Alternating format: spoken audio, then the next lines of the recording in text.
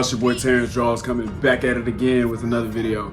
Now in this video, I've honestly been pondering on this topic for a couple of days, but I'm going through with it because I really feel like it's somebody who can stumble across this and need to hear it. I'm talking about the common phenomenon of your original dreams and your original aspirations not panning out according to plan. Specifically if you're an athlete or a former athlete. In this video, I'm going to be doing a voiceover of New York Jets, now Seattle Seahawks, Jamal Adams. Piece I did in about 2020 back in lockdown. Let's get into it. I want to start off by saying that if you're currently going through this right now or you've been through it in the past, don't be embarrassed at all. It's very common. And honestly, to go pro in any sport is like you got to be 1% of the 1%, and it's just physically not possible for everybody to make it. And I sound like an old head saying that, but it's true, man. I had teachers, I had my parents even telling me like, pursue your art, like you need a plan B. Because honestly, when this is all said and done, that's gonna be it. And I passed them off as haters for it. Like, man, they don't believe in what I'm trying to do, man. I don't know what they're talking about. You know, just like any other teenager that don't listen, you get to passing it off as all the old heads don't know what they're talking about, man. And I had this conversation with my parents and teachers in the 8th grade. And now 9th grade, this is when my eyes were really open and reality started to set in. So first week of practice, I feel like I did all right. Like, you know what I'm saying? I could be a starter on the freshman team. And the way our school did it, the first week of practice is just t-shirts, helmets. And then the second week is when y'all start actually putting pads on. But that second Friday is really what differentiate men from the boys. And then Saturday is our scrimmage. Like, we take our pictures or whatever and we scrimmage each other. Leading up to the scrimmage, I'm excited, bro. And I forgot to tell y'all, in this story, I'm like maybe 5'5", 160, 150, I wasn't even like 170. And I forgot to mention I played DN, so if I didn't get that first step on the tackle, bro, I'm getting washed down the field. I went to a small school, so almost everybody on the team played both offense and defense. That detail is going to play a role in the story later on. So yeah, scrimmage day. We finally get there. I'm one of the most hyped for this, bro. Like, and it's sad because I was so ready, bro. So at this time, I'm on starting offense, but I'm on second team defense. And I was low-key pissed because I wanted to be on defense. Like, I'm like, man, don't nobody want to play no weak offense, man. Ain't nobody trying to pass block, kick step, because I was tackled. I'm not trying to let you hit the quarterback. Like, nah, bro, I was trying to kill somebody. So I get a couple drives of offense in. I'm chilling. And finally, they send out second team defense. I'm like, let's go. This is my moment. Let's go. Let's go. And a couple of y'all that know me in real life, or if you watch my videos, you know where this is going. This is actually, I'm going to paraphrase this story because I already have a whole other story time on me getting hurt and whatnot. But yeah, so I run upfield. The running back runs right behind me. I'm chasing him downfield, and I pop my knee trying to avoid a blindside block. So yeah, after that, the defensive coach is yelling at me while I'm rolling around the ground holding my knee. So I'm sitting underneath. I'm sitting in the trainer's tent, and I'm just like trying to figure out what just happened. And we still had to take pictures after this. So all my teammates, we all 13, 14, they flip their lids when they see me on crutches. Oh, T-Win, no, bro. My boy, that go your career. I didn't get mad at them because honestly, like, nobody knew how serious the injury was at the time. So I'm thinking it's just a sprain. I'm like, man, I'll be back in a couple weeks, man. Leave me alone. I was not back within a couple months. We get an MRI later on. They say it's a torn ACL. And yeah, that's my season.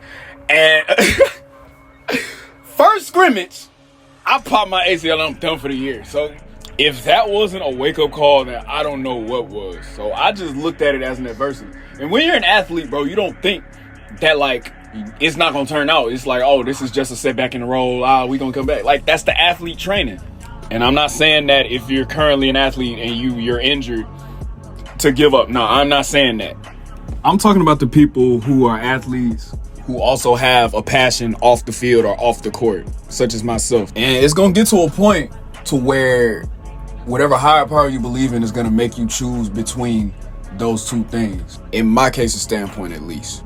But I tell you, as I was rehabbing my injury, I did end up playing the rest of the 3 years in high school. But I do distinctly remember during that time, that was when I poured into art the most. Because honestly, in my opinion, that's all I had left. I'm like, well, I'm not playing this year. So it's like, well, what else can I do? You know, I just want to say that time that I put in, man, I saw immense progression in my proportions and the shading, the coloring. Like, both of these pictures or both of these videos that y'all are looking at right now are from 2020, and I've grown immensely since then. So point proven. And to sidetrack for a minute, my mother has a really good friend that she met in college. Like, She know they whole family know us. Like we've all been locked in like since I was little. And my mama friend's husband, we gonna call him Mr. D. Shout out to Mr. D. One afternoon he took me and my homeboy out to Chick-fil-A, and as we just eating, we talking, and he asked me the same question that he asked me a year ago. What do you want to do? Obviously, like, I gave him the automated response that I've been telling everybody else. I said, I'm trying to go to the league. This conversation we had was a really big catalyst into me pursuing art from there on out. He told me basically what everyone else told me. It's just the certain way he put it. I guess my 15-year-old brain could comprehend it in a way that didn't sound like he was being a hater. What he basically told me was that you can do art for literally the rest of your life. Like, you can be 80 years old and still be a painter.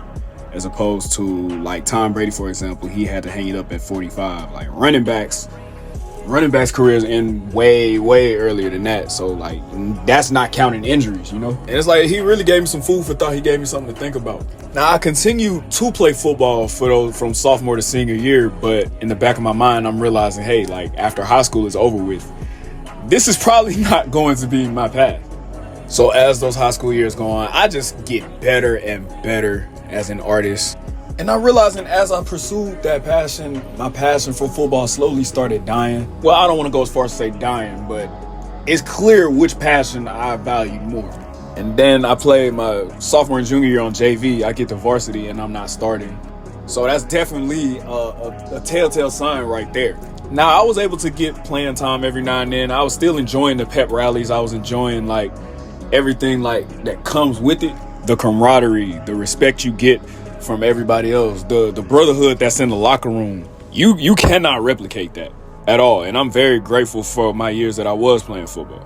But as they say, all good things do come to an end, and I am onto other things. I really wouldn't change it for nothing. I would not go back in time and change it. And for the longest, I was always like, man, I wish I could go back in time to change the outcome, or maybe if I worked a little bit harder. And it's like, bro, it simply wasn't meant to turn out that way, man. You know what I'm saying? I have this talent, this ability, so I'm gonna pursue that. You know what I'm saying? And it's like, bro, I will never not love football. I will always have love for sports in general, bro. You know what I'm saying? That's why the majority of my pieces are football players, basketball players, baseball players. You know what I'm saying? I draw other things, of course, but sports will always be a big thing in my life. And I remember we lost our last playoff game, like all the seniors on the sideline, like we was emotional. Like a lot of us knew we was never gonna put no helmets on again. You know what I'm saying? One of them walked over to me and said, bro, we know what you finna do after this. Like, bro, go all in on that. And I listen. And hopefully I can keep going from there on. I have the culture within the locker room to keep guys going for you. What inspires me as a coach, really, to be blunt, my failures as a player, I could never live with. I wanted to be a great player, man, and I wasn't. And I never got over that. And I take that same energy into coaching, seriously. I think that's why we all coach, man. We don't want to admit it, but we coach because we cannot play. We could never play, or we could no longer play, or we couldn't play to our vision. All right, that's gonna be the video for today, guys. If you guys enjoyed, let me know by hitting the like button, subscribe, comment, share.